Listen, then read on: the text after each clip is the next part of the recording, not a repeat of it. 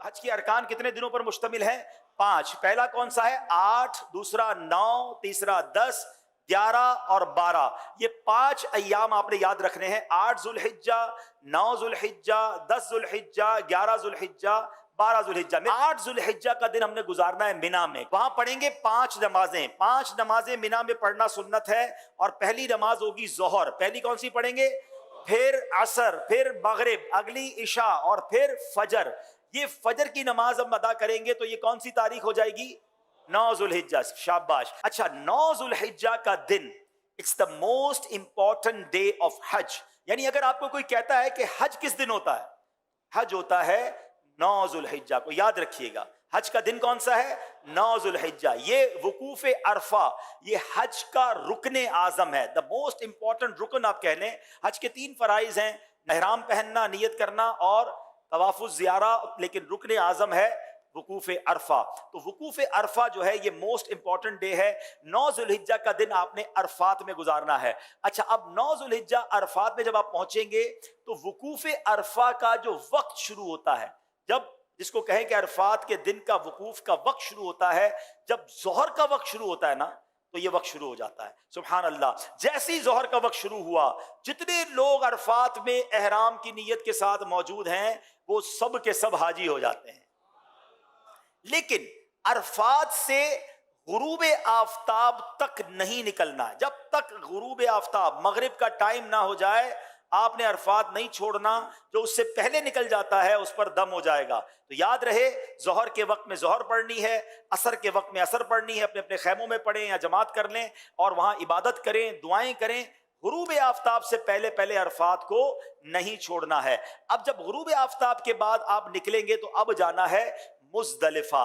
और मुजदलिफा पहुंचकर अल्लाह की शान देखें। अरफात में मगरिब का वक्त हो गया है मगर मगरिब पढ़ने की इजाजत नहीं है। अच्छा, मुजदलिफा में भी मगरिब और इशा पढ़ेंगे मगर इशा का वक्त शुरू हो जाने के बाद पढ़ेंगे। यानी इशा का वक्त शुरू हो गया, अब मगरिब और इशा पढ़ेंगे। और उसको मिलाकर पढ़ने का तरीका यह है कि मगरिब के पहले फर्ज पढ़ेंगे, फिर इशा के फर्ज पढ़ेंगे, फिर मगरिब की नवाफिल, मगरिब की सुन्नतें और नवाफिल, फिर इशा की सुन्नतें, वितर वगैरह अदा किए जाएंगे। अब ये रात है 10 जुल्हिज्जा की रात, सुबह 10 जुल्हिज्जा है। ये रात गुजारेंगे मुजदलिफा में और इस रात इबादत भी करेंगे। और यहां फजर की नमाज पढ़ना या फजर के वक्त में यहां होना जरूरी है, क्योंकि मुजदलिफा का जो वकूफ का वक्त है ये जब शुरू होता है कि जब फजर का वक्त शुरू होता है। अच्छा, अब सुबह हो गई। ये सुबह कौन सी है? कौन सी तारीख हो गई? 10 जुल्हिज्जा। पाकिस्तान में क्या होता है? कौन सी ईद होती है?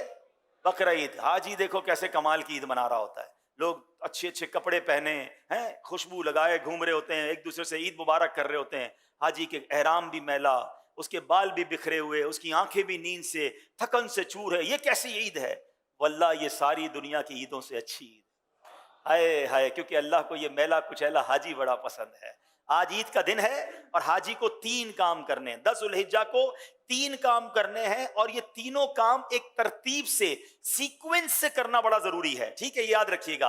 पहले हाजी ने क्या करना है? रमी करनी है। क्या करना है? इसको रमी करनी है शैतान को कंकरियां मारनी है, बड़े शैतान को। उस दिन एक ही जमरे को, एक ही शैतान को कंकरियां मारनी है, 7 पत्थर मारने हैं। रमी करने के बाद हाजी ने क्या करनी? कुर्बानी। क्या करनी है? अच्छा, रमी कर ली तो कुर्बानी, जो भी करने वाला उसको बताएंगे मैंने रमी कर ली, वो उसकी कुर्बानी हो जाएगी।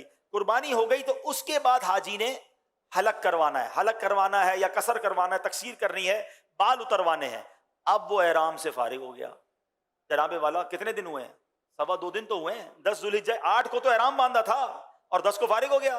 ठीक है, तो नो टेंशन एट ऑल। अब सारी पाबंदियां खत्म हो गई हैं एहराम की। खुशबू भी लगाएं, सिले हुए कपड़े भी पहने, एंजॉय करें। सिर्फ एक पाबंदी बाकी है जो मर्द और औरत की पाबंदी है। अब जब तवाफुज ज़ियारा कर लेंगे वो पाबंदी भी खत्म हो जाएगी। तो टेंशन एहराम की नहीं लेनी है।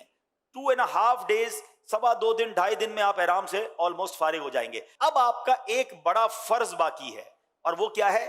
तवाफुज ज़ियारा। तवाफुज ज़ियारा उसका नाम जरूर है मगर चक्कर उसके भी साथ ही हैं। वो नॉर्मल तवाफ की तरह है मगर ये तवाफ ज्यादा इंजॉयबल है कि इस तवाफ में अब आप कपड़े पहने हुए हैं, अब आप एहराम में नहीं हैं, अब आप अपने लिबास के साथ बड़े सुकून से तवाफुज ज़ियारा करेंगे। और फिर एक वाजिब है, वो है हज की सई। तो तवाफुज ज़ियारा और सई आपने करनी है। तवाफुज ज़ियारा का जो टाइम है वो 10 को भी कर सकते हैं, 11 को भी कर सकते हैं, 12 की गुरूब आफताब से पहले पहले करना है। तीसरी ईद को मगरिब की नमाज का वक्त शुरू होने से पहले पहले किसी भी वक्त तवाफ़ुल ज़ियारा किया जा सकता है, ठीक है। और जो सई है, जो तवाफ़ुल ज़ियारा के बाद करने वाली हज की सई है, वो आप कभी भी कर सकते हैं, 12 के बाद भी कर सकते हैं, लेकिन आप बेहतर है कि तवाफ़ुल ज़ियारा के साथ कर लें ताकि एक चीज कंप्लीट हो जाए। अब 11 और 12 ज़ुल्हिज्जा में दो मजीद आपने काम करने हैं। वो क्या करने हैं? आपने जमरात की रमी करनी है और उसमें 3-3 शैतानों को कंकरियां मारनी हैं और हर शैतान को 7-7 कंकरियां मारनी हैं। तो जब 3 शैतानों को 7-7 कंकरियां मारेंगे तो कितनी मारेंगे? 21 कंकरियां 11 ज़ुल्हिज्जा को भी मारेंगे और 21 कंकरियां 12 ज़ुल्हिज्जा को भी मारेंगे। Very good. अच्छा, अब 11 और 12 में जमरात की रमी का वक्त शुरू कब होता है? याद रहे, जैसे ही जोहर का वक्त शुरू होता है ना, जमरात की रमी का वक्त भी शुरू हो जाता है। तो जोहर के बाद से लेकर अगले दिन सुबह सादिक तक आप कभी भी रमी कर सकते हैं। चले जनाब, हज के 5 अय्याम पूरे हो गए, अब भी खुद भी याद कर लो, दूसरे हाजियों को